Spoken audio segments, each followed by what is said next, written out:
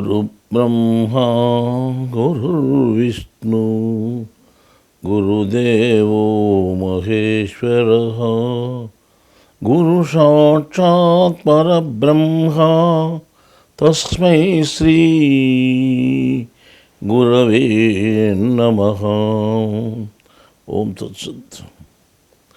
ఇప్పుడు చెప్పబోయే అంశము ఈ ప్రస్తుతం మన దేశంలోనూ ప్రపంచవ్యాప్తంగా అల్లుకున్నటువంటి కరోనా గురించి చెప్తున్నాను. ఇంతకుముందు ఈ కరోనా రోగం గురించి 3 మీటింగులు చెప్పాము. మేము 3 రోజులు ప్రసంగించాము. ఒకటేమో నేను స్వయంగా చెప్పిన సందేశం చెప్పాను. మిగతా వాళ్ళు 2 మీటింగులేమో వాళ్ళు ప్రశ్నలు అడిగితే జవాబులు చెప్పాము. అక్కడ మొట్టమొదట ప్రశ్నలు అడిగినప్పుడు ఏం చెప్పానంటే, ఈ వైరస్ ఒకరికొకరు అంటుకుంటా ఉందని సామాజిక దూరంగా పెట్టారు, మనుషులకు దూరంగా పెట్టారు. తర్వాత వచ్చి ఒక ఊరి నుంచి ఒక ఊరికి పోకుండా అందరినీ ఎక్కడొకళ్ళు అక్కడ బంద్ చేసి లాక్డౌన్ పెట్టేసినారు. దాంతో ప్రజలకు ఎంత ఇబ్బంది అయినా కానీ కొంతకాలం ఓర్చుకొని ఎటుగా బతకగలరు. తర్వాత ఏమవుతుందంటే ప్రజలంతా ఇబ్బంది పడిపోతారు అని కూడా చెప్పాము. చెప్తూ ఏం చెప్పానంటే, ఇది ఒక్కరి నుంచి ఒకరికి వ్యాపించుకోదు అని కూడా చెప్పాను. ఒకరి నుంచి వ్యాపించుకోదు, ఈ వైరస్లు పైన నుంచి వస్తున్నాయి అని చెప్పాను. ఈ వైరస్లు ఆకాశం నుంచి వస్తున్నాయి. ఈ మొట్టమొదట ఒక జీవిలో ఉండేది వాస్తవమే. ఇంతకుముందు 10 సంవత్సరాల కిందనే ఈ గబ్బిలాల నుంచి మీకు ఈ వైరస్లు ప్రాకుతాయి అని చెప్పాము. అట్లా గబ్బిలాల నుంచి బయటకు వచ్చినది వాస్తవమే అది. కానీ అవి ఈ వైరస్లు ఏం చేస్తున్నాయంటే పైనుంచి వస్తున్నాయి, పైనుంచి మనిషి మీద దిగుతున్నాయి అన్నమాట. ఇవి ఒక్కరి నుంచి మనిషి ఉంటే ఇంకో మనిషికి అంటుకోవడానికి అవకాశం లేదు. కానీ లేనిపోని అబ్బూహ పెట్టుకొని ఒక మనిషి నుంచి ఒక మనిషికి అంటుకుంటున్నాయనే ఉద్దేశంతో ఇప్పుడు వీళ్ళు ఏం చేస్తున్నారంటే దానికి సరైన ఆధారం లేకున్నా కానీ వాళ్ళు వచ్చినారు, ఆ రోగం ఉండేవాళ్ళు ఇక్కడికి, ఆ రోగం మనకు అంటుకుంది అని చెప్పి అది భ్రమింపజేసింది. మనకు ఎవడో రోగం ఉండేవాడు ఇక్కడికి వస్తే వాని ద్వారా అందరికీ అంటుకున్నట్టు భ్రమింపజేసింది. వాస్తవంగా వానికి ఎక్కడి నుంచి వచ్చింది అని అంటే అది పైనుంచి వచ్చింది. ఇక్కడ వచ్చిన వాళ్ళకి ఎక్కడి నుంచి వచ్చినాయంటే పైన నుంచే రావడం జరిగింది.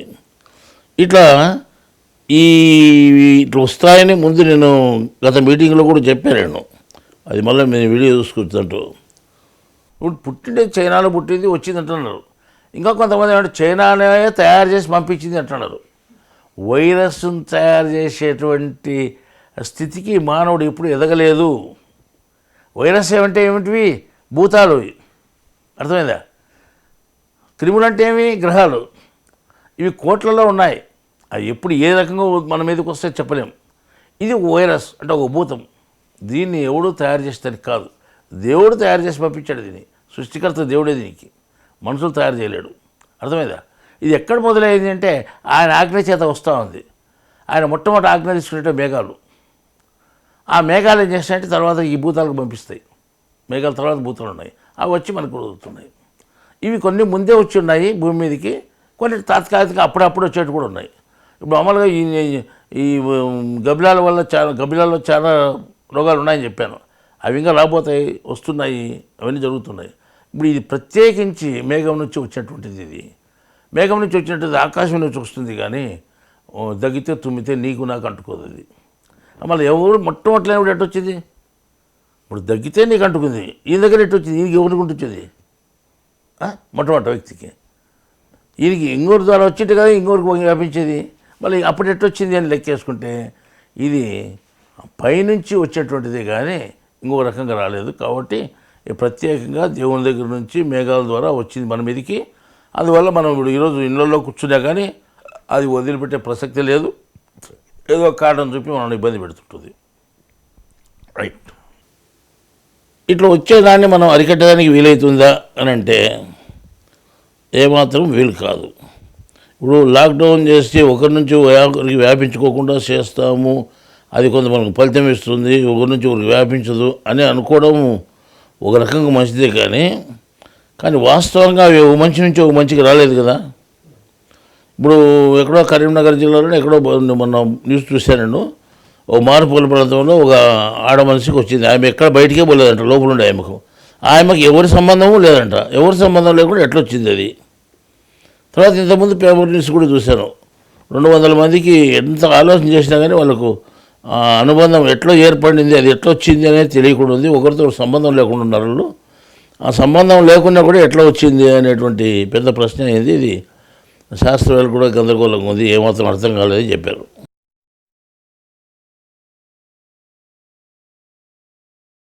విజయవాడ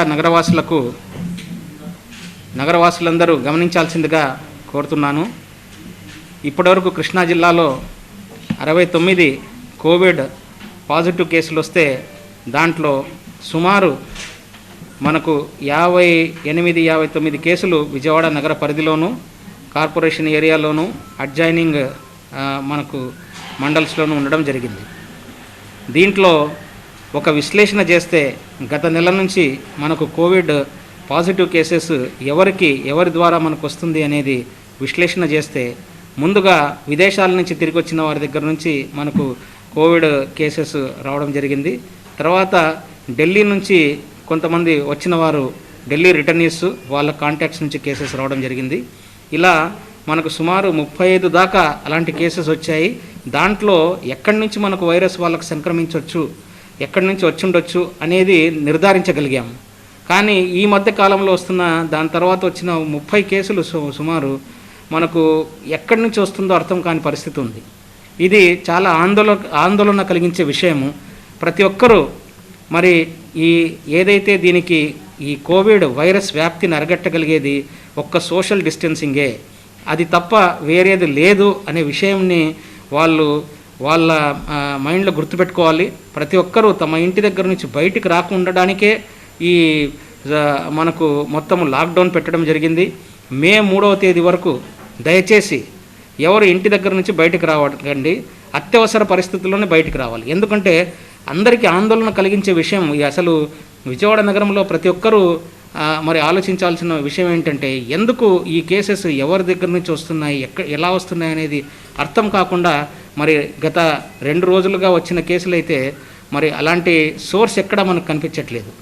విదేశాల్లో మూలముందా, ఢిల్లీ నుంచి వచ్చిన వాళ్ళ మూలముందా అనేది లేకుండా మనకు వస్తున్నవి ఏంటంటే సామాజిక దూరాన్ని పాటించకపోవడమే దానికి కారణం అనేది అర్థమవుతూ ఉంది. మెయిన్ రోడ్స్లో ఎవరు తిరగకపోయినా చిన్న మనకు సందుల్లో వాళ్ళు పక్కనింటికి వెళ్ళి కూర్చోవడము ఇలాంటివన్నీ చేస్తున్నారేమో అనేది అనిపిస్తూ ఉంది. ఇవన్నీ కూడా మీరు కొన్ని రోజుల పాటు వీటిని మరి ఇలాంటివన్నీ పాటించకుండా మీరు వేరే ఇండ్లకు వెళ్ళడం అలాంటివన్నీ చేయకుండా మీరు లాక్డౌన్ని గౌరవించండి. ఏదైతే 17 కంటైన్మెంట్ జోన్స్ విజయవాడలో ఉన్నాయో ఆల్మోస్ట్ సుమారు 90% ఆఫ్ విజయవాడ కార్పొరేషన్ మరి ఈరోజు కంటైన్మెంట్ జోన్స్గా ఉంది. అక్కడ వారందరూ కూడా మీరు ఇంటి దగ్గర నుంచి ఓన్లీ అత్యవసర పరిస్థితుల్లోనే బయటికి రావాలి, లేదంటే మరి ఈ వైరస్ వ్యాప్తి అనేది ఇంకా ఎక్కువ చెందొచ్చు, ఎవరికైనా వచ్చే అవకాశం ఉంది. కాబట్టి దీన్ని ప్రతి ఒక్కరు కూడా గమనించి వారి యొక్క కదలికల్ని మరి కంట్రోల్ చేసుకోవాల్సిందిగా నేను కోరుతున్నాను. Thank you.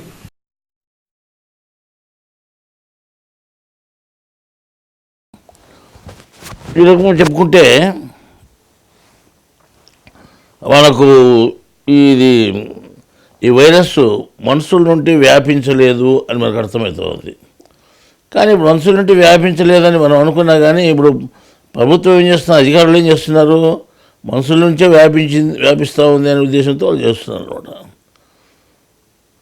ఇప్పుడు ఈ లాక్డౌన్ అమెరికా లెక్క చేయకుండా కొంతకాలం పెట్టలేదు, తర్వాత పెట్టింది అందరినీ చూసేది. లాక్డౌన్ పెట్టని దానివల్ల ఆ అమెరికా దేశంలో ఎక్కువ మందికి వచ్చింది అని అంటున్నారు. అది కూడా భ్రమే మనకు. ఎక్కువ మందికి వచ్చింది అని కూడా మన భ్రమే. ఎక్కువ మందికి వచ్చిండొచ్చు, కానీ ప్రజలు ఊరుకోకుండా రాలేదు అని చెప్తున్నాం మనం. ఇది వచ్చేది మాత్రం వాస్తవమే, ఇది రాకుండా ఉండదు, ఇంట్లో ఉన్నా కూడా మీకు వస్తుంది అని చెప్పాము. అది ఆకాశం నుంచి వచ్చి దిగేది, మీకు మనుషులుగా ఒకరికొకరికి అంటుకుంటే రోగం కాదు అని చెప్పాము. తర్వాత ఏం చెప్తున్నామంటే నేను ముఖ్యంగా ఇంతగా భయపడి దాన్ని మీరు బయటికి రాకుండా పోయి ఇంట్లోనే ఉండైతే ఎన్ని ఇబ్బందులు పడుతున్నారో చూడండి. సరే, ఇప్పుడు ఏమైనా చచ్చిపోకుండా ఉన్నారా? చచ్చిపోయారు. ఇప్పుడు ప్రపంచవ్యాప్తంగా 2,20,000 అంత జరిగింది, అంతకంటే ఎక్కువ కాలేదు. ఒకవేళ ఇంకా అయితే మనం ఏం చెప్తున్నామంటే ఇంకా కొంతమంది చనిపోవచ్చు. మరి ఇప్పుడు ప్రపంచవ్యాప్తంగా ప్రతి సంవత్సరం ఎంతమంది చచ్చిపోతున్నారు లెక్కేసుకుంటే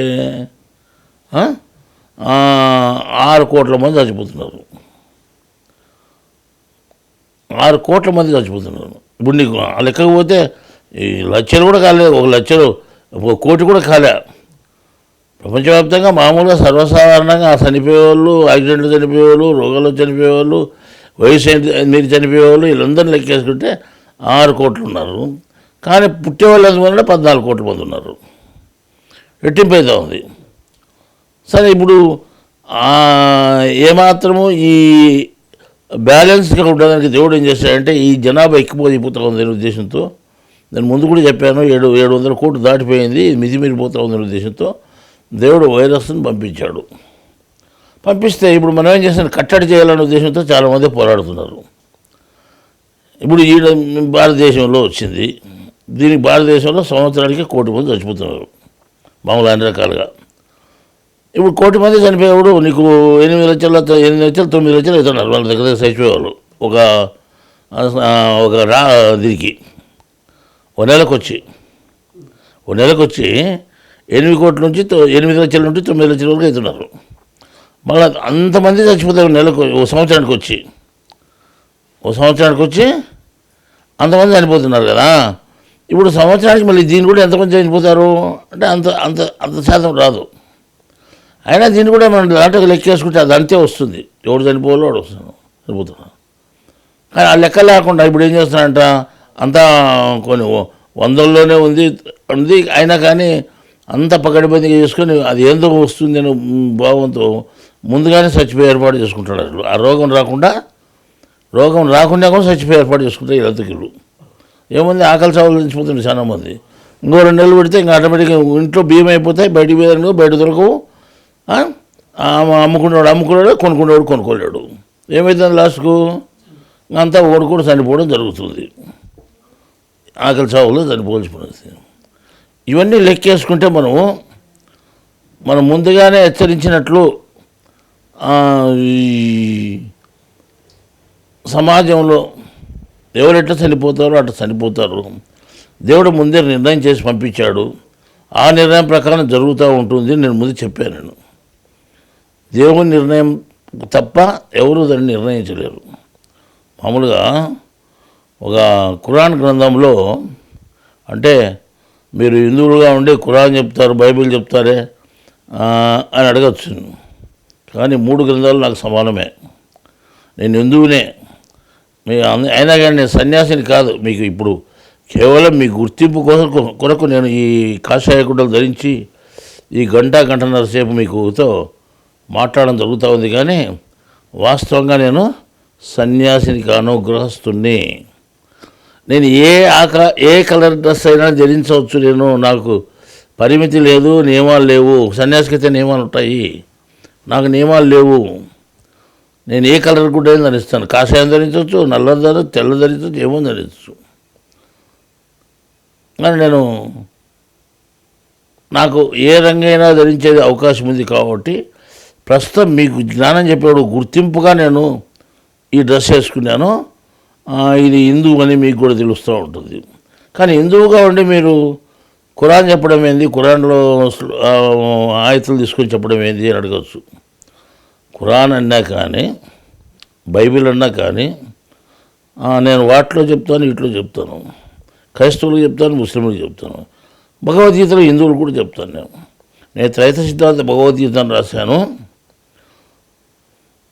ఇక బైబిల్ గురించి రాసినప్పుడు నేను దాంట్లో పనికొచ్చే వాక్యం ఏది, పనికిరాని వాక్యం ఏది అని చూసి ఆ పనికొచ్చే వాక్యాలు మాత్రం ఏరుకొని రత్నవాక్యాలను గ్రంథం రాయడం జరిగేది. అట్లే త్రైత సిద్ధాంత భగవద్గీతలు కూడా భగవద్గీతలో పనికిరానివి ఏమి, పనికొచ్చేటి ఏమి చూసుకొని పనికిరాని శ్లోకాలను పక్కన పెట్టేసి మనకు ఉపయోగపడే శ్లోకాలు మాత్రమే రాయడం జరిగింది. అట్లే భగవద్గీత ఎట్లా రాసినాం, బైబిల్ ఎట్లా రాసినాం, ఖురాన్ కూడా 636 శ్లోకాలు ఉన్నాయి. 236 ఆయతులు ఉన్నాయి, వాక్యాలు, శ్లోకాలు కాదు. మళ్ళీ దాంట్లో కొన్నింటిని మాత్రం రాసి అన్నింటినీ రాయలేదు నేను. ఒక 300, 400 బహుశా 2 బుక్కులు రాశాం. ఆ 2 బుక్కులు, ఒకటి అంతిమ ద్రవ్య గ్రంథంలో జ్ఞానవాక్యములు ఒకటి, అంత్య ద్రవ్య గ్రంథంలో వజ్రవాక్యములు ఒకటి, ఈ 2 గ్రంథాలు దాంట్లో ఉన్నాయి. మళ్ళీ ఇప్పుడు మీరు ఖురాన్ ఎందుకు చెప్తున్నారు అనే విషయం చెప్తా వస్తే, ఈ 3 గ్రంథాలు చదివినప్పుడు ఒకే దేవుడు, ఒకే జ్ఞానము, ఒకే బోధ ఉంది. ఇందులో ఏ మాత్రము తేడా లేదు. ఏం చేస్తుంటే ముస్లింలు ఏమంటారంటే మా మతము ప్రత్యేకమైనది, దేవుడిది, మా దేవుడు ప్రత్యేకమైన వాడు, మీరు ఎంత హిందువులు, మీరు సైతాన్ని మొక్కుతున్నారని వాళ్ళు అంటారు. మళ్ళీ మీరు వాళ్ళు వేరు మేము వేరు అనే భావం వచ్చింది, ఒకరికొకరు పోట్లాడుకుంటున్నారు. అట్లాగానే క్రైస్తవులు ముస్లింలు పడుతున్నారు. ఈ క్రైస్తవులకు హిందువులకు సరిపోకుండా వచ్చింది. ఇట్లన్నీ ఒకరికొకరు ద్వేషాలు పెంచుకొని మీరు మత ద్వేషాలతో పడిపోయినారు. ఇక్కడ మతము అనేది మాయతో సృష్టింపబడింది, కానీ జ్ఞానం మన దేవుడు సృష్టించాడు. మనకు దేవుడు జ్ఞానం ఇచ్చాడు 3 గ్రంథాల్లో. ఆ జ్ఞానాన్ని తెలుసుకుంటే బాగుంటుంది అనే ఉద్దేశంతో, బాగుంటుంది, మేము మోక్షం వస్తుంది అనే ఉద్దేశంతో నేను 3 గ్రంథాలు చదవడం జరిగింది. 3 గ్రంథాల్లో ఉన్న విషయాలు తెలుసుకోవడం జరిగింది. ఆ 3 మతాల వారికి తెలియని విషయాలు నేను చెప్తున్నాను. చాలామంది 3 మతాల వారు నా బోధలు వింటున్నారు. వాళ్ళు నన్ను ఒప్పుకొని నా మార్గంలోకి వస్తున్నారు. మాది ముస్లిం మతం ఒకటే గొప్పది అనుకునే వాళ్ళు కూడా లేదు, మేము పొరపాటు పడినాము అని వాళ్ళు ముస్లింలుగా అటువంటి భావం విడిచిపెట్టేసి హిందూ భావజాలంలో కూడా వచ్చారు వాళ్ళు. ఈ రకంగా అంటే మతం మారలేదు, మతం అట్లే ఉంటుంది. ఈ భావాలు వాళ్ళకి తెలిసి, వాళ్ళ భావాలు మనకు తెలిసినాయి. అంత ఐకమత్యంగా ఉన్నారు. ఇక్కడ వచ్చినటువంటి వాళ్ళకి ఏ మత ద్వేషం ఉండదు. అందువల్ల నేను సరిసమానంగా ఆ గ్రంథాలు తీసుకొని ఎప్పుడు ఏ వాక్యం అవసరమో ఆ వాక్యాన్ని చెప్తున్నాను. దీంట్లో ఖురాన్లో 7వ సూర 34వ ఆయతులో ఏముంది అంటే, దేవుడు ఒక నిర్ణీత గడువును పెట్టాడు మీకు మనుషులకు దేవుడు ఒక నిర్ణీత గడువును పెట్టాడు. ఆ గడువు వచ్చినప్పుడు 1 నిమిషం ముందు కాదు, వెనక కాదు, అది కరెక్ట్గా ఆ గడువు ప్రకారం మీరు చనిపోవాల్సిందే అని చెప్పారు. 1 నిమిషం ముందు కానీ 1 నిమిషం వెనకాల చనిపోవడం కానీ జరగదు, ముందు జరగదు, వెనకాల జరగదు. కరెక్ట్గా ఏ గడువు ఎప్పుడైతే ఉందో ఆ గడువు ప్రకారం మీరు చనిపోవాల్సింది వస్తుంది చెప్పాడు. మళ్ళీ ఆ గడువు ప్రకారం చనిపోవాల్సింది వస్తుంది అని మనకు తెలుసు. దేవుడు ఒక గడువు నిర్ణయించి పంపించాడు ప్రతి మనిషికి. ఆ గడువు వచ్చినప్పుడు చచ్చిపోవాల్సిందే. అట్లాగానే ఒక మనిషి చనిపోవాలి అనుకో, వాడిని లాక్డౌన్లో పెట్టి ఒక ఇంట్లో మూల పెట్టేవనుకోండి, ఎవరికి బయట సంబంధం లేకుండా వాడికి ఒక గూట్లో ఒక రంధ్రంలో అన్నం అందించామనుకోండి, వాడు అన్నం తింటాడు. అది కూడా దూరం ఉంటే అందించామనుకోండి, మన అక్కడ పెట్టినా కూడా తీసుకొని పోతాడు, అన్నం తింటాడు. వాడు మానవులతో సంబంధం లేకుండా ఉన్నటువంటి వాడు కూడా వాడికి ఖాయం అయిపోయింది అనుకోండి, నిర్ణీత గడువు వచ్చింది అనుకోండి, పోయే టైము, అప్పుడు ఏం చేస్తాడంటే వాడు చనిపోవడం జరుగుతుంది. ఎట్లా చనిపోయినాడంటే ఏదో ఒక కారణం, ఇది వచ్చింది, వైరస్ వచ్చి చనిపోయినాడు. వైరస్ ఎట్లా వచ్చింది దానికి, లోపల ఉండడానికి ఎవరు సంబంధం లేకుండా కదా. ఇప్పుడు మనం 29:34 ఆయత చూసుకుంటే దాంట్లో ఏం రాశాడంటే, మీ ఆకాశం నుంచి దేవుడు మీకు శిక్ష వేస్తాడు, ఘోరమైన శిక్ష వేస్తాడు. ఘోరమైన శిక్ష అంటే ఈ రకంగా పైనుంచి ఆకాశం నుంచి వైరస్లు పట్టణవాసులందరికీ శిక్ష వేస్తాడు. ఇప్పుడు పట్టణవాసులకి వీడు ఎక్కువ వస్తాడు. అది ఇక్కడ ఆకాశం నుంచి ఘోరమైన శిక్ష విధిస్తాడు అంటే నేను చెప్తున్న ఆకాశం నుంచే వస్తున్నాయి ఇవి అని కరెక్ట్ సరిపోయింది వాక్యానికి. ముస్లింలు చూసుకోండి, కరెక్ట్ ఏముంది అక్కడ. 29:34 సూరలో చూసుకోండి, కరెక్ట్ అట్లా ఉంటుంది అన్నమాట. 7వ సూర 34 చూసుకోండి, అది కూడా కరెక్ట్ ఉంది. ఎప్పుడు టైం అయిపోతే అప్పుడు చచ్చిపోవాల్సింది, ఎవడు ఉండేదానికి లేదు. కానీ వీళ్ళు ఎట్లా వస్తాడు, అదే ఇంట్లో ఉండే వాళ్ళకు, పట్టణవాసులకు అన్ని సౌకర్యాలు అన్నీ ఉండే వాళ్ళకు ఎట్లా వస్తుంది అంటే వాళ్ళకు ఆకాశం నుంచి వస్తూ ఉంది. ఇప్పుడు చూస్తున్నాం, పోలీసు వాళ్ళకు మూతి గుడ్డలు కట్టుకొని ఎంతో జాగ్రత్త పోలీసు వాళ్ళకు వచ్చింది. డాక్టర్లు కింది మీది డ్రెస్ వేసుకున్నారు, డాక్టర్లకు వచ్చింది, ప్రధానమంత్రులకు వచ్చింది, పెద్ద పెద్ద రాజులకు వచ్చింది. ఇట్లా ఎవరికి వదిలిపెట్టలేదు. అది ఏమాత్రము ట్రావెలింగ్ హిస్టరీ లేకుండా, అంటే ఇక్కడి నుంచి వచ్చింది అనేటువంటి ఆధారం లేకుండా వచ్చింది. ఆ విషయం నేను ఇంతకుముందు 23వ తేదీ చెప్పినటువంటి మీటింగ్లో ఉంటుంది. అది బహుశా మీరు చూసుకోవచ్చు. ఇట్లా మనకు ఎక్కడి నుంచి వస్తూ ఉంది అనే విషయం తెలియకుండా పోయిన దాని వలన మనం ఏం చేస్తున్నామంటే అందరూ కదలకుండా ఇళ్లలో ఉండండి, ఒకరినొకరు సంపాదించొద్దండి, ఒకరికొకరు కలుసుకోవద్దండి. అది మనసులు ఒకరికొకరి నుంచి మనసుకు ప్రాకుతూ ఉంది. నేను చేసినానంటే దాదాపు 2 నెలలుగా ఓ పెద్ద స్విచ్ చేసినారు, ఇండ్లనే జైలుగా మార్చేసినారు ప్రభుత్వం. సరే, ప్రభుత్వం వాళ్ళ అంచనా ప్రకారం వాళ్ళు చేసింది. అంచనా ప్రకారం చేస్తే అధికారులు ఏం చేస్తారంటే విచ్చలవిడిగా మనుషులను కొట్టడము, అది చేయడం, ఇది చేయడం చేశారు. పోలీసు వాళ్ళు మనుషులు ఇష్టం వచ్చినట్టు కొట్టారు, ప్రార్థనమైన వాళ్ళు కొట్టారు, మసీదులో పోయిన వాళ్ళు కొట్టారు. అంటే వాళ్ళేమి మా రూల్ ప్రకారం మేము రానియము అంటారు. సరే, రానియరు, చెప్పి పంపించచ్చు, కొట్టాల్సిన అవసరం ఏం లేదు. కానీ వాళ్ళకి ఏదో పిచ్చోనికి రాయి దొరికినట్టే ఎట్లంటే ఇసురుతారు. అట్లా వీళ్ళకి ఏం చేసిందంటే వీళ్ళకి అధికారం ఇస్తే కింది నుంచి పై వరకు పూసుకుంటారు, పద్ధతి ప్రకారం నడుచుకోరు. మనము మనుషులము అనేది మర్చిపోయి ప్రవర్తిస్తారన్నమాట. అది మంచిది కాదు, దేవుడు ఒప్పుకోడు మిమ్మల్ని చెప్తున్నాను. కానీ అందువల్ల మీకు రాలేదా? మీకు కూడా వచ్చింది. మీరు బయట ఉండాలి, మీకు వచ్చింది కదా. మన మూతులు కూడా పెట్టుకొని దూరం ఉండరు మీరు. అంతమేళ ఎటు వచ్చింది? ఇంట్లో ఉండే వాళ్ళకి వచ్చింది, బయట ఉండే వాళ్ళకి వచ్చి ఏం తేడా వచ్చింది? ఏం తేడా రాలేదు. అటప్పుడు ఇంట్లోనే ఎందుకు కూర్చోబెట్టాలా? మీరు చచ్చిపోయారు, ఎట్టే చచ్చిపోతారు కదా. సంవత్సరానికి మామూలు ఇంతమంది చచ్చిపోతాను కదా. భారతదేశంలో దగ్గర 90 లక్షల నుండి 1 కోటి వరకు చచ్చిపోతున్నారు సంవత్సరానికి వచ్చి. మరి అటప్పుడు 90 లక్షల నుండి 1 కోటి మంది చచ్చిపోతే నువ్వు వీడు చచ్చిపోయేది గ్రోంత కూడా లేరాడా నీకు? 1000 మంది కూడా లేరు. మన ఈ 1000 మంది కూడా లేకుండా పోతే ఎందుకు ఇంత హంగామా చేసి ఇది చేయాలా?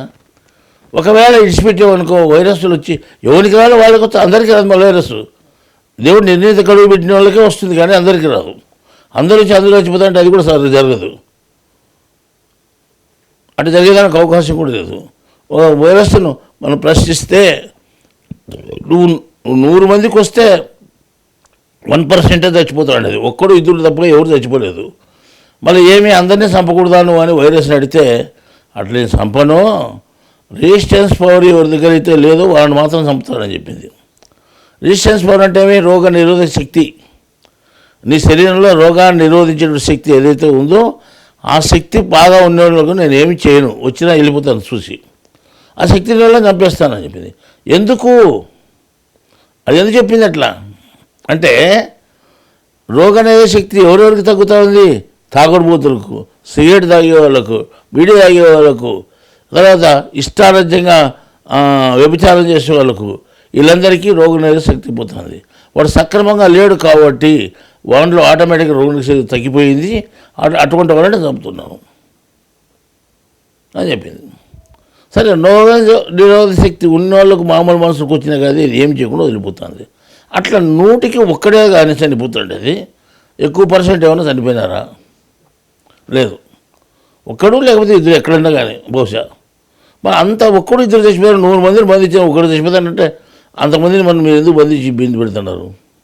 మరి ఆ ఒకడు ఎవరైనా చచ్చిపోకుండా వాడి ఇంటిలోనే చచ్చిపోతున్నాడు. మరి ఇది దానికి అంత పెద్ద పని ఎందుకు చేయాలా అని మనం ప్రశ్న చేస్తున్నాం. ఇది అడిగేవాళ్ళు ఎవరు లేరు, మాది అధికారం ఉందని వాళ్ళు చేస్తున్నారు. కానీ మనం వాళ్ళకి ఎదురు చెప్పేదానికి లేదు. ఎందుకంటే అధికారం ఉంది, వాళ్ళ దగ్గర బలం ఎక్కువ ఉంది. మనం చెప్తే మాకు వ్యతిరేకంగా చెప్తామా అంటారు. మాకు వ్యతిరేకంగా చెప్పని వాళ్ళు మనకు కూడా శిక్ష వేసేటువంటి పరిస్థితి వస్తుంది. అటువంటి శిక్షలు మనం ఎందుకు కల్పించుకోవాలా? మేము ముందే చెప్పాము, తెలివి ఉండేది ఇప్పుడు గ్రహించుకునేవాళ్ళు. పోయిన సంవత్సరం డిసెంబర్లోనే చెప్పాము. డిసెంబర్ మొట్టమొదటినే ఇది వస్తూ ఉంది, ఇట్లా ఉపద్రవం వస్తూ ఉంది, దేశానికే కాదు, ఒక రాష్ట్రానికే కాదు, దేశానికి వస్తుంది, ప్రపంచానికి వస్తుంది అని చెప్పాము. ఇది పెద్దగా వస్తుంది అని చెప్పినాము. ఎట్లా వస్తుందో తెలియదు కానీ వస్తుందని చెప్పినాం. ఏ రూపంలో వస్తుందో తెలియదు అని చెప్పినాం. అప్పుడు వచ్చి మనకి మామూలుగా రాష్ట్రంలో గందరగోళమే, కేంద్రంలో గందరగోళమే. తర్వాత ప్రపంచ విషయాలు వచ్చి ఉత్తర కొరియాను ఇది అమెరికా యుద్ధం చేసేంత పరిస్థితి వచ్చారు. ఒకరికొకరు దాడులు చేసుకుంటారు కొంతమంది, మళ్ళీ అని అంతట్లో ఇటువంటి పరిస్థితి వచ్చింది కదా. అట్టయినా దాడులు చేసుకునే కొన్ని లక్షల మంది చచ్చిపోవాలా. అట్లా చచ్చిపోలేదు. అప్పుడు మళ్ళీ చచ్చిపోవాలని నిర్ణయం అక్కడ ఉంది కదా కొంతమందికి. అప్పుడు ఏం చేశాడంటే వైరస్ వచ్చింది ముళ్ళపై నుంచి. ఈ వైరస్ వచ్చి ఏం చేసింది, ప్రపంచవ్యాప్తంగా అంటుకుంది. ఇది ఒక దేశంతో ఒక దేశం కొట్లాడితే వాళ్ళే చచ్చిపోతారు, ఈ దేశంలో ఆ దేశంలో. ప్రపంచమంతా అందరు కొట్లాడితే చచ్చిపోతారు. అట్లా కొట్లాడుకోకుండా ఇది వచ్చి అంటుకొని ఇంకో రూపంలో చంపింది ఇది. ఇట్లా ప్రపంచం మొత్తంగా చచ్చిపోతున్నారు చాలామంది. ఇప్పుడు అంతా చచ్చిపోయినా కానీ ప్రపంచం మొత్తంగా ఇంతవరకు ఈ వైరస్తో ఎంతమంది చచ్చిపోయారంటే 2,20,000, 25,000, 25,000 కూడా ఎక్కువ లేరు. 2 లక్షలు ఆడింది, 3 లక్షలు కూడా కాలే పూర్తి. మళ్ళీ ఇంత హంగామా ఎందుకు, ఇంత భయం ఎందుకు? ఒక సంవత్సరానికి 6 కోట్ల మంది చనిపోయేటువంటి ప్రపంచ జనాభాలో 3 లక్షలు కూడా కాలేదు, 2 లక్షలు ఏంటది. ఇప్పుడు అంతా ఎందుకు మనకు 100 లక్షలు అయితే 1 కోటి అవుతుంది. 600 లక్షలు అయితే 600 లక్షల మంది చచ్చిపోతున్నారు సంవత్సరానికి అన్ని రకాలుగా. యాక్సిడెంట్ రూపంలో చచ్చిపోవడం లేదా, మళ్ళీ వాళ్ళని కలపాడలే, వీళ్ళు మాత్రం ఇంట్రెస్ట్ బంద్ చేసినారు. ఇవన్నీ లెక్కేసుకుంటే ఇది మొట్టమొదట ఒక రకమైన తెలివి తక్కువ పని అని చెప్తాం అన్నమాట. అది ఈ లెక్క ప్రకారం చేసుకుంటే మనము ఈ వైరస్ అనేది మనుషుల మీదనే అంటే నేను చెప్పిన ఎవరి మీదైనా రావచ్చు, గడువు ఎవరికైతే తీరిందో వాళ్ళను హింసిస్తుంది అని చెప్పాం. కానీ ఎక్కువ జంతువుల మీదకి వచ్చినట్టు ఎక్కడ కనిపి అంతా మనుషుల మీదకి వచ్చింది. జంతువుకి ఎందుకంటే రెసిస్టెన్స్ పవర్ ఉంటుంది, ఎక్కువ ఉంటుంది వాడికి. మనవాది బీడీ సిగరెట్ తాగవు, మనవాది సారాయి కళ్ళు తాగవు, కాబట్టి వాళ్ళకి శరీరంలో రెసిస్టెన్స్ పవర్ ఉంటుంది. అవి ఏం తినాలో అవి తింటే ఊరుకుంటాయి. దేవుడు ముందే నిర్ణయించినటువంటి ఆహారం తిని ఊరుకుంటాయి. కానీ అది పరిమితమైన ఆహారం తింటుంది, ఎక్కువ కూడా తినవు మనవాది. మనం అట్లా కాదే, ఆహారము తింటాము, మత్తు పానీయాలు తాగుతాం, ఇంకా తర్వాత బీడీలు సిగరెట్ తాగుతాం, మళ్ళీ ఏంటో పాను అవేంటో గుట్కాలన్నీ వేసుకొని నమ్ముతాం వేసి మత్తు వచ్చేటట్టుగా. మళ్ళీ ఈ లెక్క ప్రకారం పోతే మనిషి తన శరీరంలో ఉండే రెసిస్టెన్స్ పవర్ను అంటే రోగనిరోధక శక్తిని కోల్పోయినాడు. అటువంటి కోల్పోయిన వాళ్ళకి మాత్రమే అది వచ్చి వాడిని చంపుతూ ఉంది. రెసిస్టెన్స్ పవర్ ఉన్నటువంటి వాళ్ళకి కొంచెం వదిలిపెడతా ఉంది. అంటే ఎక్కువ రెసిస్టెన్స్ పెడతా మాత్రమే ఆ చంపుతుంది. తక్కువ కొద్దిగా ఉన్నా కానీ పర్వాలేదు, వదిలిపెట్టేసింది. ఇప్పుడు మనం ఏం చెప్తున్నామంటే దేవుడు మనుషులను పుట్టించినాడు, తర్వాత కనపరానటువంటి దేవతలను పుట్టించాడు. అర్థమైందా? మనుషులను పుట్టించినాడు, దేవతలను పుట్టించాడు. ఈ మనుషులు చచ్చిపోయి దయాలు అవుతున్నారు. ఒకతూరి పూర్తి మరణం రాకముందే చచ్చిపోయి దయాలయ్యి మరణం వచ్చినప్పుడు మళ్ళీ చచ్చిపోతారు అనుకో, వాళ్ళు కనపరాని వాళ్ళు అనుకుంటారు వీళ్ళు. కానీ దేవుడు పుట్టించినదే కనపరాలను పుట్టించినాడు దేవతలను. ఆ దేవతలు ఉన్నారు. ఇప్పుడు ఒక మనిషి చనిపోతే ఒక కరోనా వాళ్ళు చనిపోయినా అనుకోనికి ఇంకా పూర్తి ఆయుష్ అయిపోలేదు అనుకో, వాడు దయ్యం ఉంటాడు, మళ్ళీ చచ్చిపోతాడు. ఒక 5 ఏళ్ళు 10 ఏళ్ళు 12 ఏళ్ళు దాకా ఆయుష్ ఉన్నంతవరకు బతుకుతాడు, చనిపోతాడు. కానీ ఇప్పుడు ఈ దేవతలు ఉన్నారు చూడు, వాళ్ళు ఉండేది సూక్ష్మ రూపంలో, కనపరాని రూపంలో. అర్థమైందా? వాళ్ళకు ప్రతిదీ కర్మరీత్యానే పోతున్నది. వాళ్ళకు కష్టాలు సుఖాలు అన్నీ ఉన్నాయి.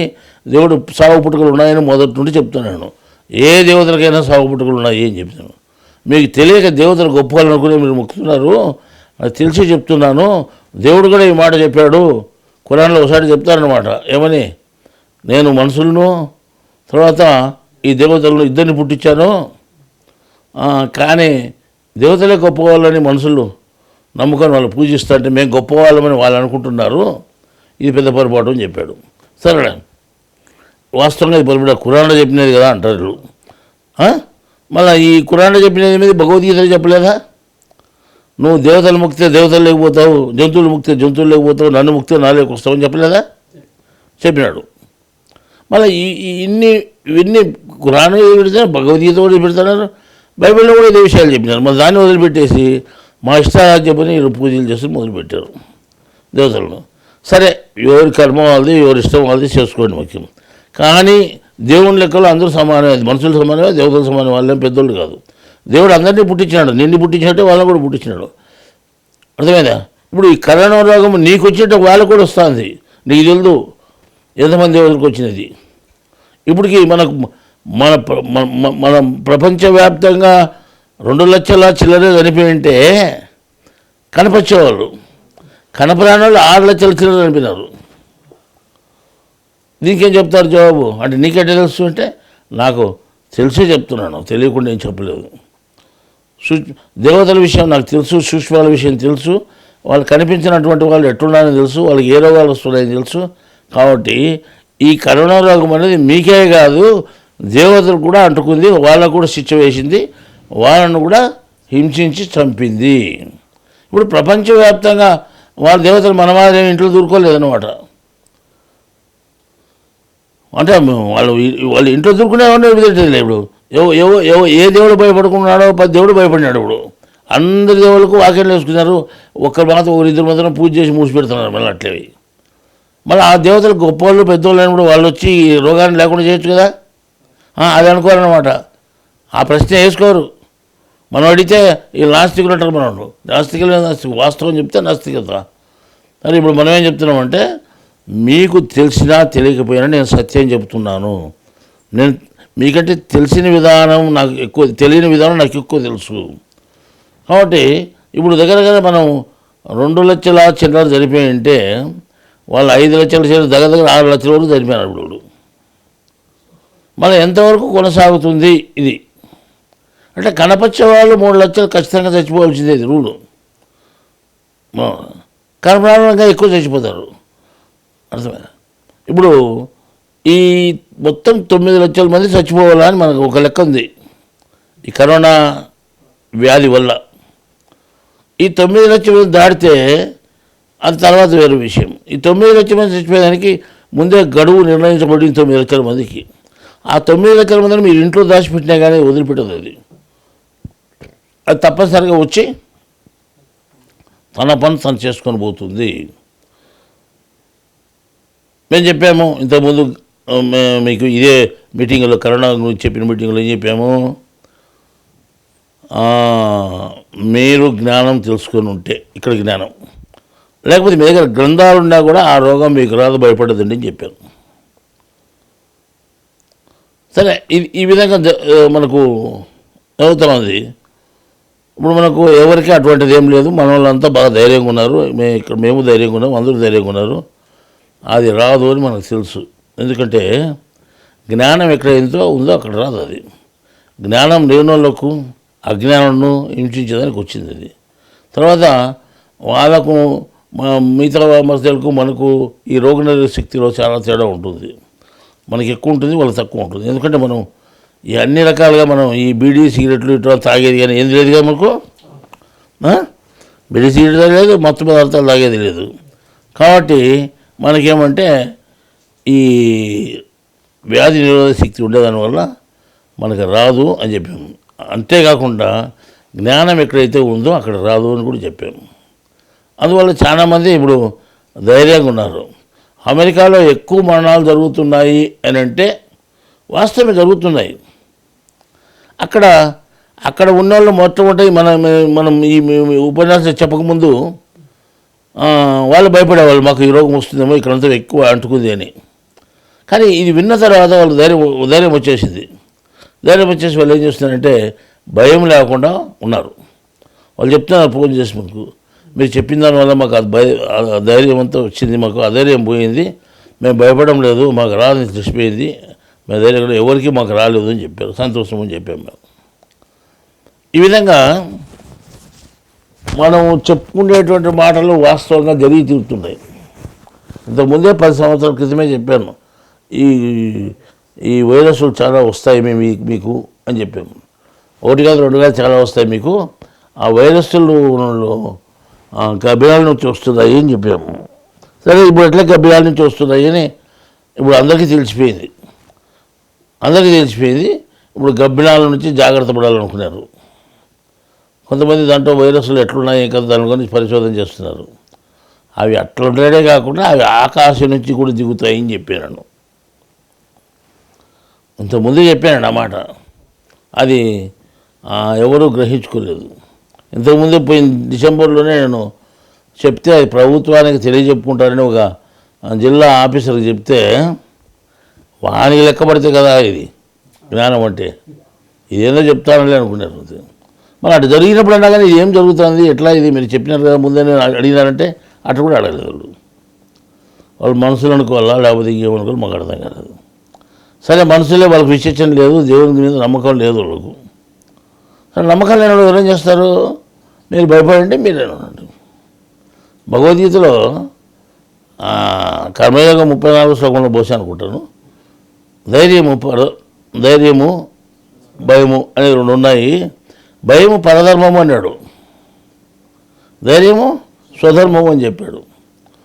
నువ్వు పరధర్మంలో ఉంటే, అజ్ఞానంలో ఉంటే నువ్వు భయపడతావు, స్వధర్మంలో ఉంటే నీకు ధర్మం తెలిసి ఉంటే, ఈ జ్ఞానం తెలిసి ఉంటే నువ్వు భయపడవు అని కూడా చెప్పాడు. ఆ భయం అనేది ఉండదు అని చెప్పారు. అట్లా మనకి కరోనా వ్యాధి అంటే ఎప్పుడు భయపడలేదు, మనం ఫ్రీగా ఉన్నాం మనమంతా. మరి వాళ్ళు ఇబ్బంది పడుతున్నారు, చాలామంది ఇబ్బంది పడుతున్నారు, వలస కూలీలు ఇబ్బంది పడుతున్నారు, ఇంట్లో పని చేసుకునే ఇబ్బంది పడుతున్నారు, ప్రతినిత్యము కూలి చేసుకుని బతుకునే వాళ్ళు ఇబ్బంది పడుతున్నారు, అటు పండ్ల ప్రతినిత్యం అమ్ముకొని బతికేవాళ్ళు బతుకుతున్నారు, చెప్పులు కుట్టుకొని బతికేవాడు వాడు పడిపోతున్నాడు. ఎన్నాళ్ళు ఉంటాయి వాళ్ళకు? ఇప్పుడు మనం ఏం చెప్తున్నామంటే మనం కొంత స్తోమతలో ఉన్నాడు, ప్రతి ఒక్కడు ఆ స్తోమతలో ఇంట్లో బియ్యం పెట్టుకుంటాడు, వాడు తింటూ ఉంటాడు. ఎన్ని రోజులు వస్తాయి? 2 నెలలు 3 నెలలు వస్తాయి అనుకో. తర్వాత ఇంట్లో అయిపోతే ఏం చేయాలి? బయటికి పోవాలా. బయటికి పోతే బియ్యం దొరకవు, ఉండే కొట్లు అంటే అన్నీ అయిపోతాయి. వాడు తెచ్చుకోవాలి ఎక్కడైనా పోయి, వాడు ఎక్కడి నుండి తెస్తాడు? మళ్ళీ ఎక్కడ నుండి వాళ్ళు ఎక్కడి నుండి తెచ్చుకోలేడు. అవి ఎక్కడ తయారైతే అక్కడ వాళ్ళు వాడు కొనుక్కునేవాడు లేడు, పండింది కానీ ఇది మనకు అందించేవాడు లేడు. వీళ్ళు ఏం చేయాలంటే జిల్లా సరిహద్దుల్లో గుంతలు తొయ్యి కంపేసుకున్నారు, స్టేట్ సరిహద్దుల్లో గోడలు కట్టుకున్నారు. ఎట్లా వస్తాయి మనకు? సరే ఇప్పుడు మనం ఉన్నాము ఇక్కడ, డైలీ కనీసం అంటే 150 మంది 200 మంది అన్నం పెడుతున్నాము. కనీసం అంటే 2 మూటలు 2.5 మూట బియ్యం అయిపోతున్నాయి మనకు 3 పూటలు పెట్టేదానికి. మళ్ళీ ఈ డైలీ 2-3 పూటలు బియ్యం అయిపోతుందంటే ఇన్ని రోజులుగా 2 నెలలుగా మన ఎన్ని పూటలు అయిపోయింటే చెప్పు, సుమారుగా అయిపోయింటాయి. మన దగ్గర స్టాక్ ఉండేటివి అయిపోయినాయి. ఇంకొకవేళ వారం రోజులు 10 రోజులు వస్తాయి అనుకోండి. ఆ వారం 10 రోజుల తర్వాత మనం ఏం తినాలి? గడిచినాలా? మీరు ఇట్టే ఉండండి లాక్డౌన్ అంటే వాళ్ళకేం గడుస్తుంది కాబట్టి అది కనపరాలే. ఇప్పుడు ఏం తినాలి మనము? బయటికి పోతే వాళ్ళు కొడతారు, ఇంట్లో ఉంటే బాగుండదు. ప్రతి జిల్లా చెక్ పోస్ట్ పెట్టుకున్నారు, తాలూకు చెక్ పోస్ట్ పెట్టుకున్నారు. మీ జిల్లాలో మా జిల్లాలో ఉంటారు, ఎవరో విదేశాల బార్డర్ ఉన్నట్టుంది. ఏమంటే ఎవరికొరు మీరు మీ జిల్లాలో నుంచి మాకు అంటిస్తారు. ఆ జిల్లాలో ఏం తక్కువ లేదు, ఈ జిల్లాలో ఏం తక్కువ లేదు. దాంట్లో లేకపోతే కదా ఆయన అదే అడ్డు పెట్టుకునేది. అజ్ఞానమా ఏమంటారు చెప్పండి? ఇట్లా ఒకరికొకరు ఇబ్బంది పడిపోతారు, ప్రజలే ఇబ్బంది పడిపోతున్నారు. పల్లెటూరులో కంపలు వేసుకున్నారు, మీ ఊరోడు మా ఊరు రావద్దని. ప్రొద్దుటూళ్ళు పోతే గల్లీ కంపలు వేసుకున్నారు. మళ్ళీ ఇప్పుడు ఎట్లా బతుకుతారు అని ప్రశ్న వేస్తే దానికి ఎవరు జవాబు చెప్పేవాళ్ళు లేరు. ప్రతి ఒక్కటి కాళ్ళగా తినేదానికి. నాకు రోగం వచ్చింది ఒకటి, డాక్టర్ 2 నెలలకు రమ్మని చెప్పినాడు. 2 నెలలు అయిపోయింది. ఇప్పుడు నేను డాక్టర్ దగ్గరికి పోయిన ఆ డాక్టర్ వాడు లేడా?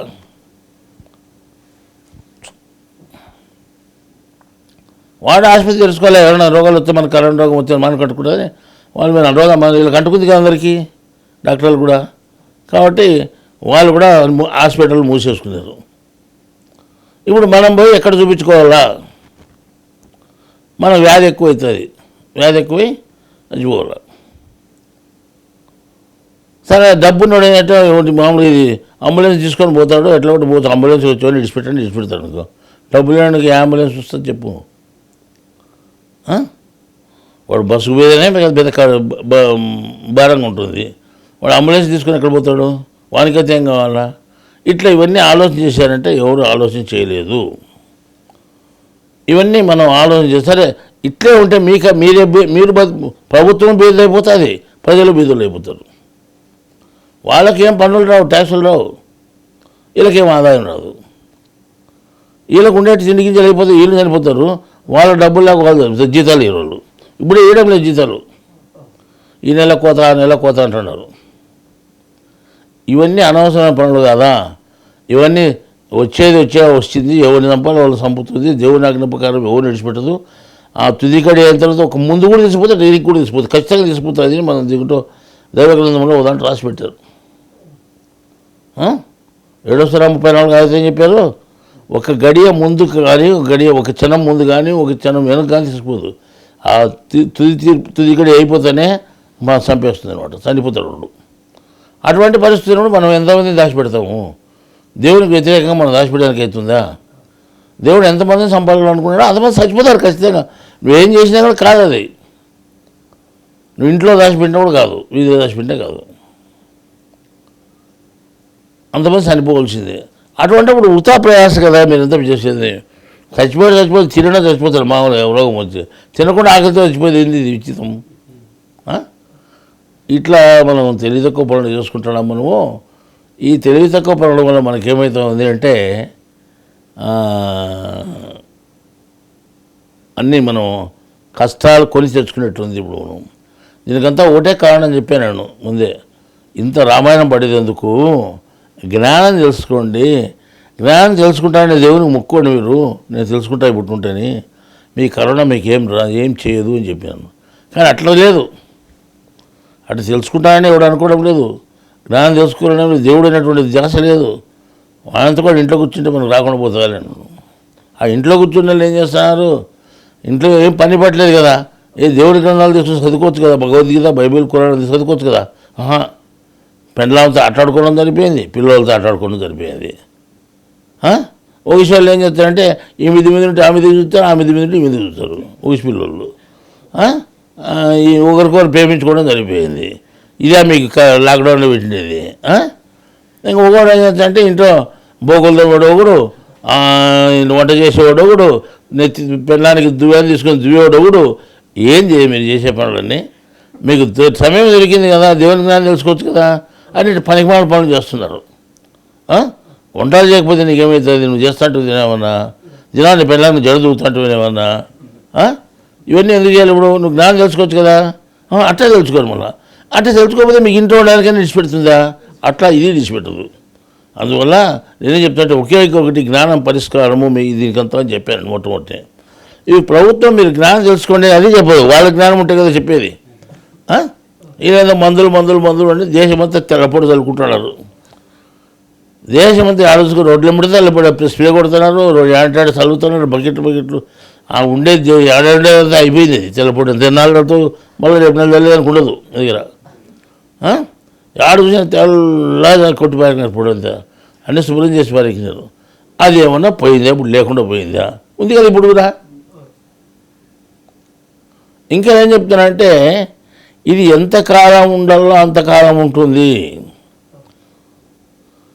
నేను జ్యోతిష్ శాస్త్రాన్ని రాశాను. జ్యోతిష్యం చెప్పేవాని కాదు నేను. జ్యోతిష్యాన్ని శాస్త్రాన్ని రాసించాను. జ్యోతిష్ శాస్త్రాన్ని మీరంతా రాసుకునే వాళ్ళు ఏం చేశారు? 9 గ్రహాలతో రాసుకున్నారు, నవగ్రహాలతో. నేను ద్వాదశ గ్రహాలతో రాశాను, 12 గ్రహాలతో రాశాను నేను.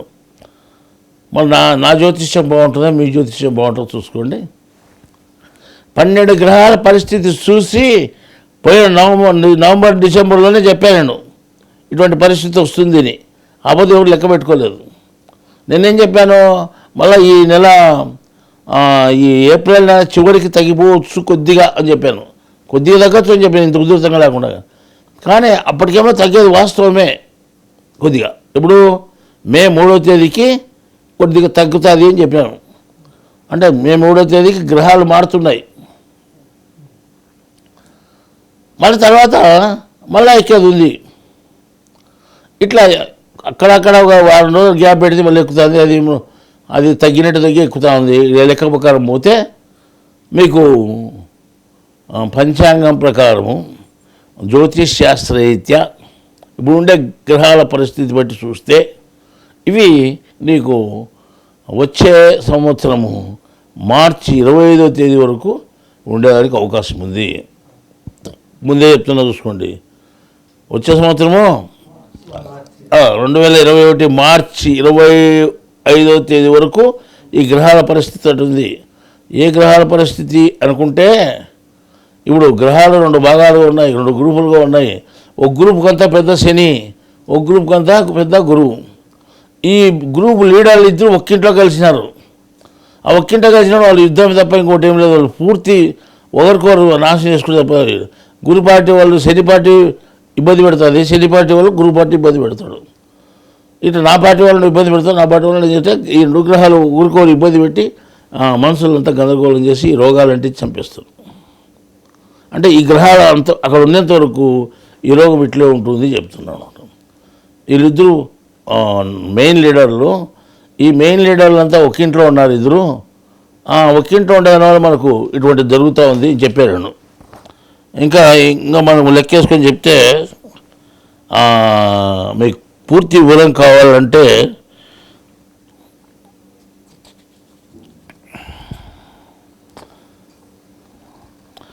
నాలుగు ఐదు తేదీల్లో అంటే మార్చి ఏప్రిల్ మే 4-5 తేదీల్లో కొద్దిగా తగ్గినట్టు కనిపించి మళ్ళీ అక్కడ ఉంటే ఇది చూపిస్తుంది అనమాట. మే 27 జూలై అక్కడి నుంచి 25 జూలై నుండి కొంతవరకు తగ్గవచ్చు. మళ్ళా ఆగస్టు 7 నుంచి మళ్ళా పెరిగేదానికి అవకాశం ఉందన్నమాట. ఇట్లా మనం లెక్కేసుకుంటూ పోతే ఇవి లాస్ట్కు 25 మార్చి 2021 అనుకోండి. అప్పుడు ఈ లెక్క ప్రకారము ఒక్క సంవత్సరం దాదాపు ఉండే పరిస్థితి వచ్చింది. సంవత్సరం దాదాపు ఉన్నప్పుడు మీరు సంవత్సరం రోజులు లాక్డౌన్ పెడితే ఎవరైనా బతుకుతాడా చెప్పండి? అదే పని కాదు. కాబట్టి మధ్యలో మీరు ఎత్తేసుకోవాల్సిందే. ప్రజల కోసం కాదు, మీ ఆధిక్యం కోసం ఎత్తేసుకోవాల్సిందే. గవర్నమెంట్ బిల్ అయిపోతుందని ప్రజల కోసం వద్దులే.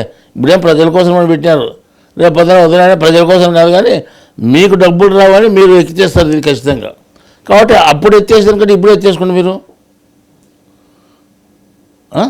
ఒక్క సంవత్సరం రోజులు ఉంటుంది చెప్పిన మార్చి 25 తేదీ వరకు అంటే ఏముంది సంవత్సరం రోజులు.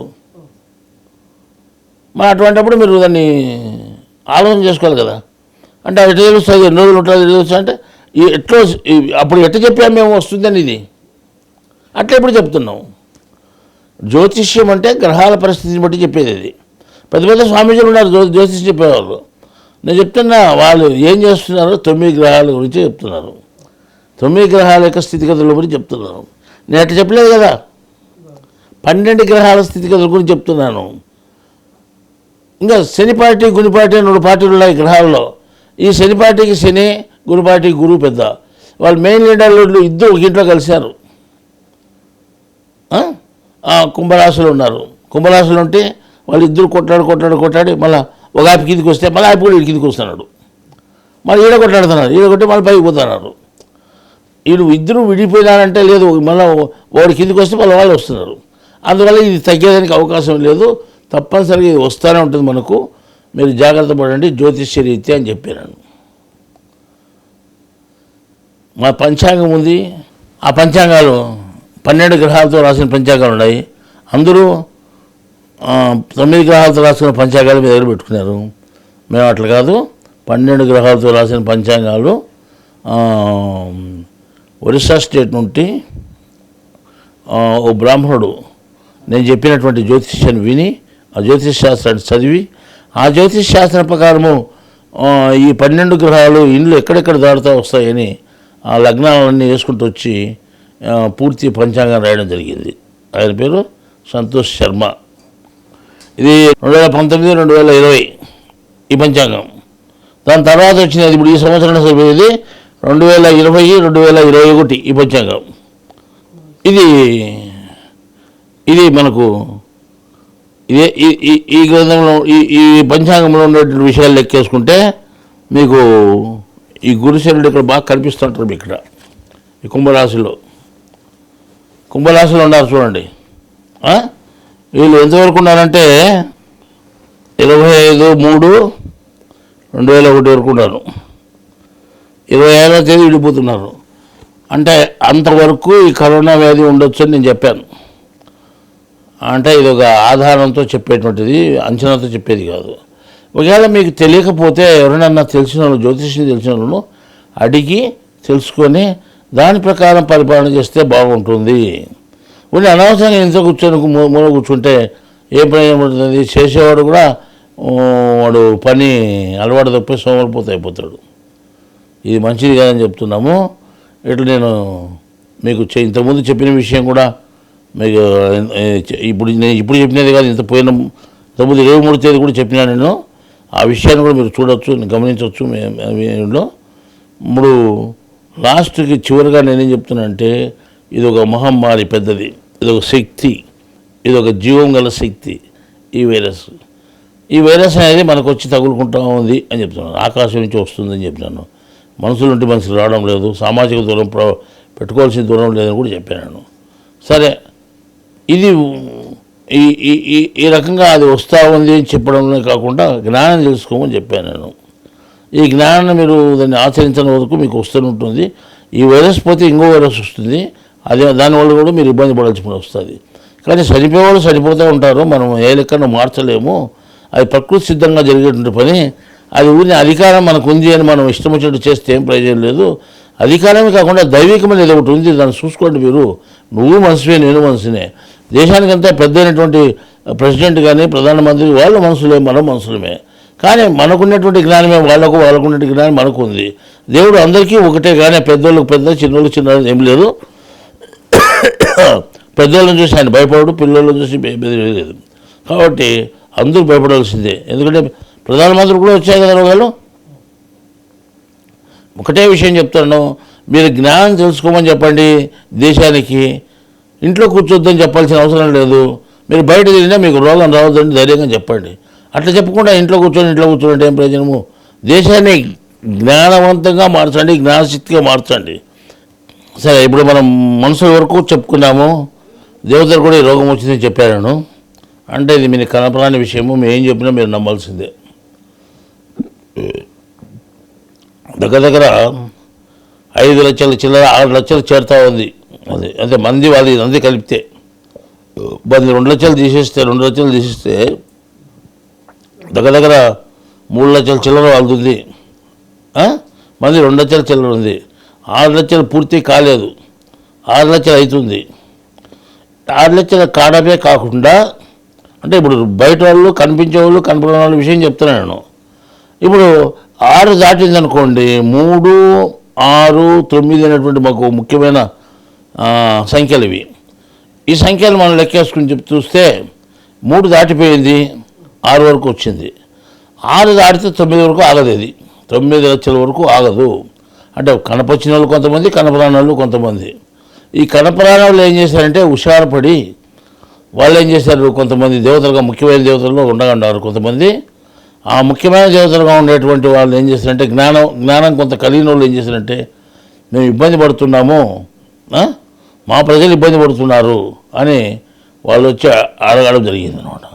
అప్పుడు వాళ్ళకు ఏం చెప్పాము అంటే, ఒకే ఒక విషయం చెప్పాము, దేవుని జ్ఞానం తెలుసుకునేటువంటి ఎవరికీ ఇబ్బంది లేదు. దేవుడు మిమ్మల్ని సృష్టించాడు, మమ్మల్ని సృష్టించాడు. మేమే దేవుళ్ళము అనేటువంటి అహంకారంతో ప్రవర్తిస్తున్నారు. అంటే మీరు వచ్చిన వాళ్ళకు మీకు లేదు అహంకారం, చాలామందికి ఉంది కదా అని చెప్పడం జరిగింది. సరే, వాళ్ళు ఏమంటున్నారు అంటే, మాకు మేము అజ్ఞానం నుంచి బయటపడేదానికి అవకాశం లేదా? చెప్పుకోవయా, మీ వాళ్ళు సూక్ష్మ రూపంలో ఉండేవాళ్ళు మేము వచ్చి మాట్లాడలేము వాళ్ళతో. మీరు మా దగ్గరకు వస్తే మేము మాట్లాడాం, కానీ మేము మీ దగ్గరకు వచ్చి మాట్లాడలేం కదా. మీరు ఎక్కడ ఉండే మాకు కనపడదు కదా.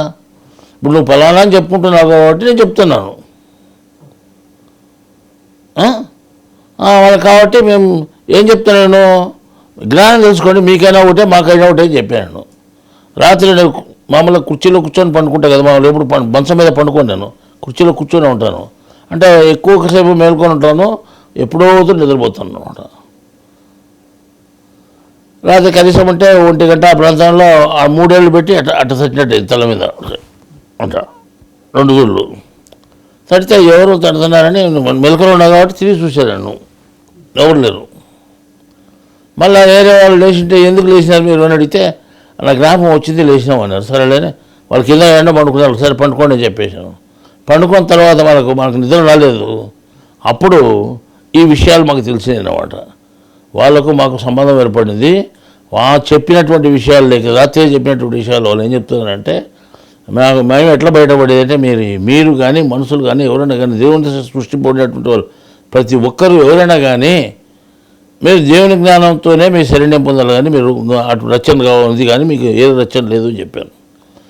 దేవుడు సృష్టించమని మీరు మర్చిపోయారు, మిమ్మల్ని రక్షించమని మర్చిపోయారు, మిమ్మల్ని బతికించమని మర్చిపోయారు, మిమ్మల్ని సాకుతున్నాడు ఆయన మీకు అన్నీ ఇచ్చి, ఆయన మర్చిపోయారు. మేము దేవతలు అనుకొని మేమే పెద్దలు మనుషులు కనుక్కోవడం ఏంది? మనుషులకు మీరు పెద్దలు గారు, మీకు మనుషులు పెద్దలు గారు. మీకు నేను జ్ఞానం తెలిసింది కాబట్టి మీకు చెప్తున్నాము. నా దగ్గరకు వచ్చి అడుగుతున్నారు కాబట్టి నేను చెప్తున్నాను. ఒకే ఒక జ్ఞానం వల్ల మీరు బాగుపడతారు. నేను ఇంతకుముందు ప్రజలకు కూడా అదే చెప్పాను, మీకు కూడా అదే చెప్తున్నా అని చెప్పారు. మా వాళ్ళు ఇంతమంది చనిపోయినట్టు చనిపోతారు. మరి మేము ఎట్లా బయటపడేది అంటే మీకు జ్ఞానమే అని చెప్పాను. సరే ఒక చెప్పు కొంతమందికి. ఇప్పుడు ఒక ఆయన ఇంతకుముందు గుడి ఉన్నది, ఆ గుడిలో దేవుడు ఉంటాడు. మనం ఏం చేస్తే ఆ రాయి కనిపిస్తుంటే పొద్దుమ ముక్తా అంటాం. ఆ రాత్రిలో జీవం మారుతుంది అని తెలుసు, వాడు చచ్చిపోతాడు, ఇంకోటి పుడతాడని తెలుసు మనకు. ఒకే ప్రతిమ ఉంటుంది. ఒకే ప్రతిమలో ఆ ప్రతిమలో ఉండేటువంటి శక్తి జీవుడు చనిపోయి తర్వాత వేరే జీవుడు పుట్టడం జరుగుతూ ఉంది అంటాం. అంటే ముందున్నాడు దుర్మార్గుడు ఉంటాడు, మళ్ళీ వచ్చినట్టు సన్మార్గుడు ఉంటాడు. లేదా ముందున్నాడు సన్మార్గుడు ఉంటాడు, మళ్ళీ వచ్చినట్టు దుర్మార్గుడు ఉండొచ్చు. వాళ్ళ గుణాలు అనమాట. ఒకే బొమ్మలోనే వాళ్ళు అంటే స్థూలం ఆకారం ఒకటే ఉంటుంది, సూక్ష్మంగా ఈ దేవతలు మారుతూ ఉంటారు. మళ్ళీ నేను ఇంతకుముందు ఉన్నాడు, నువ్వు ఇప్పుడు ఉన్నావు, నువ్వు ప్రతిమలో ఉన్నావు, నువ్వు విగ్రహంలో ఉన్నావు, నువ్వు ఇప్పుడు జ్ఞానం తెలుసుకుంటున్నావు, పద్ధతి ప్రకారం ఉన్నావు. ఇంతకుముందు న్యాయ పుట్టినాడు ఇదే ప్రతిమలోనే, అదే పేరే. వాళ్ళు అప్పుడు మొక్కుతున్నారు, ప్రజలు ఇప్పుడు మొక్కుతారు. ఎవరికి ముఖ్యం తెలియలే. వానికి మొక్కినారు, నీకు మొక్కినారు, అందరికీ ఒకటే అనుకున్నారు. అప్పుడు ఉండేవాడు ఇప్పుడు ఉండేవాడు, కానీ నీకు తెలుసు అతను చనిపోయాడు నేను వచ్చానని. ఆయన దుర్మార్గంగా ఉన్నాడు, ఆయనకు ఒక రోగం వచ్చిపోయిందిలే, ఆయన కూడా ఒక రోగం వచ్చిపోయింది. సరే ఇప్పుడు మళ్ళీ అటువంటి వాళ్ళు చాలామంది ఉన్నారు. అటువంటి ఆల్రెడీ ఏ దేశానికి దేవుడు పంపించినాడు, ఆ దుర్మార్గులు అంతా పోతారు. మళ్ళీ ఇంకో సట్టుపుట్టాలు చెప్పని వస్తుంది చెప్పాము. అంటే ఈ దేవతల వాళ్ళు కూడా ఏంటంటే అహంకారంతో మమ్మల్ని ఎవరు ఏం చేస్తారులే, మేమే పెద్ద కదని ఉన్నారు. ఇట్లా వాళ్ళకు కూడా శిక్షలు తప్పలేదు, వాళ్ళకు కూడా శిక్షలు పడుతున్నాయి. అంటే మీకు మేము చెప్పే విధానం కొత్తగా ఉంటుంది. ఒకే ప్రతిమలో అనేక మంది చావడము, అనేక మంది పుట్టడం జరుగుతూ ఉంది. వాళ్ళు వేరైపోతున్నారు. ఇంకా బాగా చెప్పాలంటే పూర్వం 40 ఏళ్ళ కిందట వెంకటేశ్వర స్వామి ఉండేవాడు తిరుపతి ప్రతిమలో. ఆయన చాలా ఆశపోతు, ఎవడన్నా పైసా వాడుకుంటే వడ్డీసగా వెళ్ళాడు నాకు, అంటే వడ్డీ కాసు అనే పేరు వచ్చింది నాకు. ఎవడో భయపడేవాడు, ఆయన ముడుపు వాడుకోవాలంటే భయపడేవాడు. కొంతమంది తెలివి తక్కువలు వాడుకొని ఏం చేస్తారు ఆయన ఉండండి వెంకటేశ్వర నన్ను ఏం చేస్తాడంటే వాళ్ళు పీడించి వసూలు చేశాడు. ఆయన ఎట్లా అంటే బంక ఒక్క పైసా కూడా పొనిచ్చేవాడు కాదు ఆయన, అటువంటి వాడు. కానీ 40 సంవత్సరాల తర్వాత ఆయన 40 సంవత్సరాల ముందు ఆయన చనిపోవడం జరిగింది. ఇప్పుడు మళ్ళీ ఇంతకుముందు ఇప్పుడు ఒక ఆయన రావడం జరిగింది. మళ్ళీ ఇప్పుడు ఈ వచ్చిన ఆయన ఎట్టున్నాడు, 40 సంవత్సరాలకి ఈయన వయసు అనుకుందాము. 40 సంవత్సరాలు అంటే మాకు గమనించినా కానీ ఎక్కడ డబ్బు మీద ఆశ లేదు అనుకో. ఎంతోమంది తిరుపతిలో దోసుకుంటున్నారు, ఎవరిని పట్టించుకోలేదు. ముడుపులు వేస్తున్నారు, కొంతమంది తెలియదు, కొంత వయసు కొంత వెనక పెట్టుకొని పోయేవాళ్ళు ఉన్నారు. అట్లా కూడా ఏమని లేదు. అక్కడనే ఎన్నో దొంగతనాలు జరుగుతున్నాయి, వాళ్ళని పట్టించుకోలేదు. దోపిడీ జరుగుతాయి, ఎవరి విషయం పట్టించుకోకుండా ఒకే ఒక దేవుని జ్ఞానం మీద ఆయన ఆసక్తి కలిగి ఉన్నాడు. అది ఒప్పుకోవాల్సిన విషయం. ఇప్పుడు మనం దేవుని ముక్కుతామంటే ఆయన అంత గొప్పకున్నామంటే అంత గొప్పగా మనం ఒప్పుకోవాల్సిన విషయం. ఇంతకుముందు 40 ఏళ్ళ కింద నేను ఒప్పుకోలేదు ఆయన.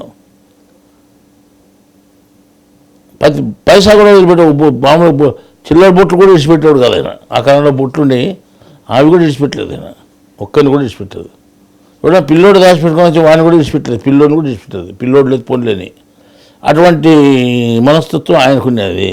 ఇప్పుడు ఉండేవాడు చాలా గొప్పవాడు.